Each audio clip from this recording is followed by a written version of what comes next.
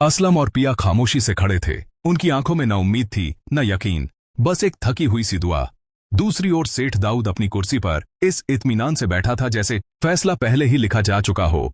उसका वकील मुस्कुराता हुआ खड़ा होता है और एक बार फिर अदालत को याद दिलाता है कि मुद्दई के पास न कोई गवाह है न कोई सबूत। इस बार जज की आंखों में भी वही थकान नजर आती है जो बरसों से इंसाफ का बोझ ढोने से पैदा होती है। पिया अपने पिता की ओर देखती है, उनका सिर झुका हुआ है जैसे वे पहले ही हार मान चुके हों। तभी अचानक कोर्ट के दरवाजे खुलते हैं और एक आवाज गूंजती है, योर ऑनर, गवाही मौजूद है। पूरा कोर्ट एक पल के लिए सन्न रह जाता है। सेठ दाऊद की मुस्कान पहली बार। कामरान हांफता हुआ खड़ा है और उसके पीछे एक बुजुर्ग शख्स जिसकी आंखों में डर और पछतावा दोनों साथ साथ झलक रहे हैं। जज सख्त लहजे में पूछते हैं, आप कौन हैं? वह बुजुर्ग अपनी लाठी संभालते हुए कहता है, मेरा नाम करीम है, मैं उस शहर का रहने वाला हूं जहां मूसा जुआ खेलता था, जहां दाऊद का असली चेहरा पैदा हुआ। कोर्ट में सरसराहट फैल जाती है। दाऊद का वकील फौरन आपत्ति करता है मगर जज उसे चुप करा देते हैं। करीम बोलता चला जाता है, बताता है कैसे मूसा अपना नाम बदल बदल कर शहर बदलता रहा, कैसे